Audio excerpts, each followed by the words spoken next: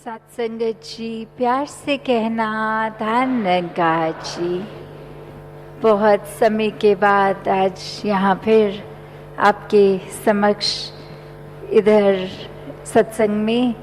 और ये सभी के दर्शन हो रहे हैं। एक अभी पंक्तियों में भी और जैसे बैठे हुए जब भी जिससे नज़र मिले वो मुस्कुराहट, वो भाव एक प्यार के, और वही एक प्यार हर कोई जो अपने अंदर रखता है, वो प्यार इस दातार, इस निराकार से मिला प्यार, उसी को आगे बांटने का प्रयास एक जीवन में एक बिना रुके होता रहे। अपने अंदर की जो भी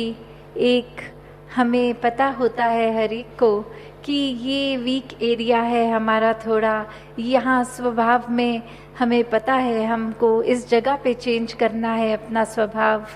तो वो जब एक दातार के द्वारा चेतनता से पता है तो उसको बदलने से सिर्फ हमारा अहंकार ही हमें रोकता है कि जानते हुए भी कि यहाँ सुधार है, वहाँ सुधार को एक शुरुआत ही उसकी नहीं करते। और फैक्चुअली एक किताबी तौर पे पता भी है कि जितने ज़्यादा सुधार होंगे उतना ज़्यादा एक हम ज़्यादा स्पष्ट एक रूप में अपने जीवन को, सहज जीवन को, एक स्थिर जीवन को और जी पाएंगे। तो बात वही कि कैसे अपने जीवन में जहाँ हर एक ने ये ब्रह्म ज्ञान लिया, ये दातार इस निराकार से जुड़ के फिर कैसे ये सिखलाइयाँ जो सत्संग की होती हैं वो एक जीवन में उतारते हुए स्वयं का भी सुधार करना है, जहाँ वहाँ जीवन को भी इस तरह बनाना है कि चाहे इसलिए नहीं कि कोई हमारा जीवन देख रहा है, पर इसलिए क्योंकि इस निराकार से जुड़े हैं तो जीवन इस तरह का ही होना चाहिए। ये एक करने का कोई एफर्ट नहीं, ये खुद ब खुद ऐसा सुंदर जीवन हो जाना चाहिए जिसको फिर अगर कोई देखता भी है समाज में तो वो एक अच्छे जीवन की परिभाषा पे खरा उतरे। तो कैसे अपने जीवन में हर समय एक सही दिशा पे कायम रहा जाए, एक पल पल ये जो डगमगाता जीवन, पल पल में अलग अलग चीज़ें हो रही हैं, तो कैसे फिर एक जैसा रहा जाए। तो बात वही कि अपने अंदर से ये निराकार को जितना हम बिठा कर रखें अपने अंदर, और अंदर से जितना अहंकार को समाप्त कर दें, वहीं पे एक ये तरीका एक अपने जीवन का तरीका ही बन जाएगा। फिर उसमें कोई ऊपरी मेहनत नहीं किसी एक तरह से जीवन को जीने की। जिस प्रकार एक कहानी भी सभी ने अक्सर सत्संग में भी सुनी है कि वो एक मूर्तिकार बहुत ही फेमस, वो आर्टिस्ट उस तरह कि वो अपने कला को इतना परफेक्टली कर रहा है कि फिर वो एक असली नकली का कोई फ़र्क ही नहीं कोई पहचान पाता कि एक अगर असली फूल है, एक उसने नकली भी बनाया तो आंख दूर से देख के कोई फ़र्क नहीं करती। और इसी तरह उसका एक पर चरित्र इस तरह की दुनिया में बहुत सारी उसकी लेनदारी हो गई, और अब जब वो वसूल करने के लिए आए जिनसे पैसा कर्जा लिया, तो एक तरकीब दिमाग में कि मैं अपने जैसा एक पुतला बना के फिर एक वो ऐसे मृत्यु रूप में उसको दिखाकर कि सब फिर कन्विंस हो जाएंगे, वो मान जाएंगे कि अब शरीर रूप में मैं नहीं हूँ, तो जब मैं ही नहीं तो पैसे किससे अपने वापस लेंगे। तो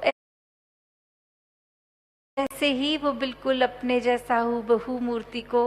एक लिटा देता है बना के और खुद छुप जाता है। और उसी समय लोग आके जब ये देखते हैं तो एक वो बात मान लेते हैं कि ये इंसान का जीवन खत्म हो गया है। और वहीं एक इंसान आके थोड़े गौर से देखता है तो लगता है कि शायद कुछ एक असल का शरीर वो नहीं है, और वो फिर एक बस ये जानकारी के रूप में ऐसे बोलता है कि इस आर्टिस्ट ने ये मूर्ति बनाई है और ये साफ पता चल रहा है इसमें कमी है इतनी, उस कमी के कारण ही पता चल रहा है। और वहीं वो जो दीवार के पीछे छुपा आर्टिस्ट एक अहंकार में बाहर आके उनके सामने कहता है कि क्या कमी है इसमें, मुझे बताओ। तो वो बात की एक अपने आप को इतना प्रबल करके, और वहीं पे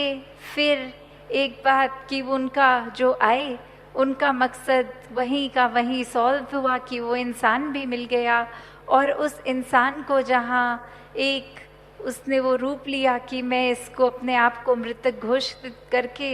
एक मेरा काम बन जाएगा, तो वो एक अपने अहंकार के कारण कि मेरी कमी कौन निकालने वाला आ गया है। तो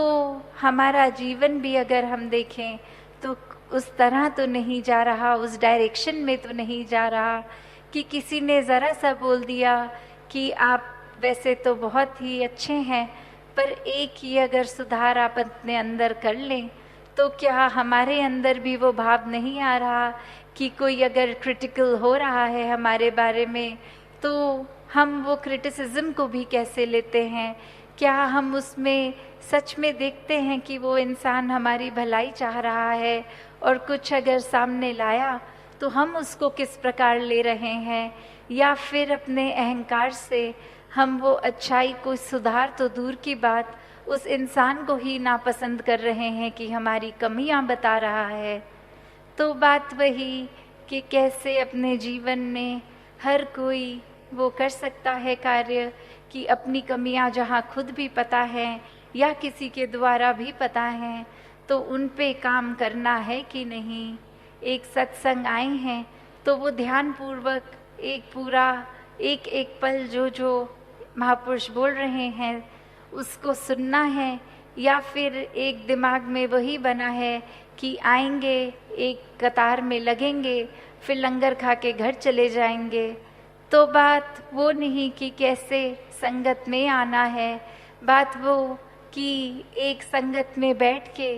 क्या करना है। सिर्फ एक शरीर को एक बैठने की अवस्था में नहीं रखना,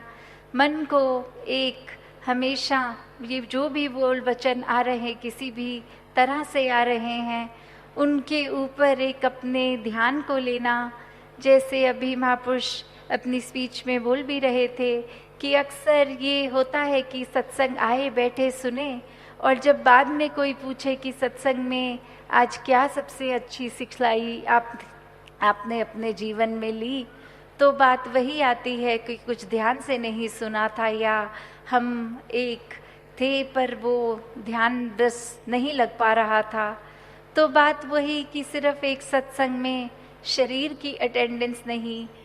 एक मन की अटेंडेंस ज़रूरी है, एक अपनी चेतनता की अटेंडेंस ज़रूरी है। वरना तो फिर एक सत्संग आने का भी क्या फिर फ़ायदा। घरों से इतनी दूर, जब मौसम ठीक भी नहीं तो भी इतनी मेहनत से पहुंच रहे हैं, पर आके सिर्फ एक शरीर को बिठा लिया और कुछ ग्रहण नहीं किया।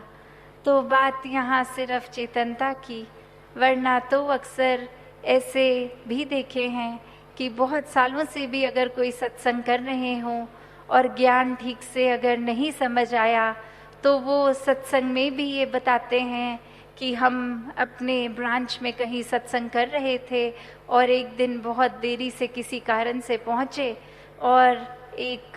अपने हमने अगर घर पे उसी समय बाल धोए तो किसी ने टोक दिया कि आप गीले बालों में क्यों सत्संग आ गए हो, या फिर खास करके बहनों के लिए कि आपने सर पर चुन्नी क्यों नहीं ओढ़ी है। तो बात वो नहीं, हर एक का अपना कल्चर है, अपना बैकग्राउंड है। तो सत्संग आना कोई वो दुपट्टे की मोहताज नहीं कि पहना है कि नहीं पहना, एक सर कजा है कि नहीं कजा। बात वो कि सत्संग आए हैं तो एक अपने ऊपरी अपीयरेंस के ऊपर इतना ध्यान नहीं जितना ये मन से सत्संग सुनने का भाव है। कैसे एक सत्संग आने में भी हमने फिर अपने वो भरम भुलेखे डाल दिए कि किस तरह बैठना है, क्या करना है, कैसे एंटर करना है। तो बात वही कि सत्संग का मतलब ये मर्यादित रूप है, जहाँ कि ये पता है कि आपसी बातचीत नहीं, क्योंकि आपसी बातचीत से शोर होगा और शोर से कोई भी वक्ता महापुरुष की हम बात नहीं सुन पाएंगे। या फिर जो दासी का भी काफ़ी बार वो फ़ोन्स के ऊपर हर बारी कहना कि वो फिर ध्यान भंग की बात है कि संगत आके ध्यान लगा के किसी की बात सुन रहे हैं, और फिर मोबाइल फ़ोन्स भी वो किसी ना किसी रूप से डिस्ट्रैक्शंस बन जाते हैं। या फिर अक्सर एक कतार में आकर फिर बात वो नहीं रह जाती कि हम एक नियम से आकर चले जाएं। कोई सेवा दल के सदस्यों ने जब बोल दिया कि इधर से प्रवेश नहीं वहाँ से, तो वहाँ फिर अपना गुस्सा भी काबू नहीं हो पाया, या अपनी ज़िद पे इतने अड़ गए कि हम तो ऐसा ही करेंगे। तो बात वो नहीं, एक सेवा दल को भी गाइडलाइंस मिली हैं, और वो इसलिए क्योंकि एक तरीका जो इतना अच्छे से एक मर्यादा में निभ जाता है, वो एक चलाने के लिए उस रूप को, क्योंकि सत्संग में हर किसी संत को जहाँ संगत माँ का दर्जा है वहाँ वो सुविधा रूप कि किसी को कोई परेशानी ना हो, तो वहाँ सत्संग में आए संतों की भी ये जिम्मेवारी कि कोई ज़िद करके, कोई अपनी बात मनवा के, एक ज़बरदस्ती कुछ हासिल करके कुछ नहीं मिलेगा। या फिर सत्संग में आने के समय कोई ये ही मान ले कि हम जो आते हैं तो हम पीछे बैठते हैं, आगे नहीं बैठते, और एक वो भाव मन में अभी भी इतनी संगत करने के बाद वो जाति पाति का कि हमारी जाति छोटी है इसलिए हम पीछे बैठ जाते हैं। तो बात वही कि ज्ञान ही उस समय जीवन में नहीं पूरी तरह उतरा, अगर अभी भी हम किसी की जाति ऊंची और किसी की नीची मान रहे हैं। या फिर एक आम तौर पे ये भी देखा गया है कि मेंटालिटी संगत में इतना जुड़े हुए, मिशन से इतना जुड़े हुए इतने सालों से, फिर भी धारणा वही कि आगे आगे तो कोई वीआईपी ही बैठते हैं, आम संगत पीछे होती है। नहीं, ऐसा कुछ भी नहीं है। एक संगत का मतलब ही ब्रह्मज्ञानी है, और जहाँ ब्रह्मज्ञानी है वहाँ कोई जात पात नहीं है, वहाँ कोई साधारण, कोई वीआईपी नहीं है, वहाँ सब एक ही प्लेटफॉर्म पे हैं। जैसे इस धरती पे हमने एक अपने पैर हर एक ने टिकाए हैं, वो हमारा प्लेटफॉर्म है। और फिर अगर किसी की कद काठी जैसी है, उस हिसाब से वो हाइट डिफरेंस की तरह एक लंबा नज़र आ सकता है, एक छोटा नज़र आ सकता है, पर जो बेसिक प्लेटफॉर्म है ये ज़मीन, वो तो सभी के लिए एक बराबर है। तो बात वही कि अगर हम कुछ अपने आप को ये उस भुलेखे में डालेंगे कि सत्संग से जोड़ते हुए ही कितने भरम भुलेखे हम खुद ही बना देंगे, तो वो वह बात कि एक मर्यादा जहाँ, एक डेकोरम जहाँ बहुत ज़रूरी है, वहाँ किसी पे कोई पर्सनल अटैक करने का, कोई एक किसी का जजमेंट नहीं होना चाहिए। हर किसी की अपनी भक्ति है, हर कोई अपनी भक्ति के एक अलग पड़ाव पे है। कोई हो सकता है अभी अभी जुड़े हों तो भी वो इतने ज़्यादा डीपली ये निराकार को एक उसमें रंग जाते हैं, और कहीं आते भी इसलिए हैं कि इस परिवार वाले नाराज़ होते हैं अगर हम सत्संग ना आएँ, तो इसलिए बस एक फॉर्मेलिटी की तरह आ जाते हैं। तो बात वही कि हर कोई यहाँ जो आया है वो सत्संग कौन किस वजह से कर रहा है, पर बात वही कि सत्संग अगर करनी है तो वाकई ही उसको सत्संग की तरह ही करा जाए, वरना सिर्फ शरीर की अटेंडेंस का कोई फ़ायदा नहीं। उससे बेहतर तो आराम से घर में ही बैठ लिया जाए। तो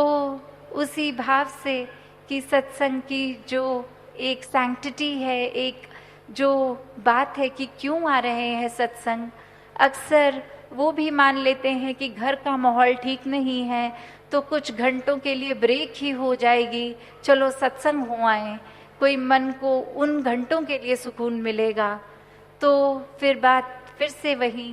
कि अगर सत्संग के दौरान सत्संग में सुकून है और सत्संग खत्म होते ही वो सुकून एक चला गया, तो हमारे जीवन में ये निराकार कितना उतरा है। क्योंकि जो निराकार इस सत्संग हॉल में इस टाइम है, वही तो घर पे है, वही तो हर जगह है। तो फिर अगर हम यहाँ पे तो अपने आप को बेहतर महसूस कर रहे हैं, पर इस निराकार की बनाई हुई दुनिया में नहीं, तो फिर बात वही हो गई कि हम जिसको क्लेम करते हैं जिससे प्यार है, तो वाकई ही उससे प्यार है भी कि नहीं, उसको हम खुद ही वो परख कर सकते हैं।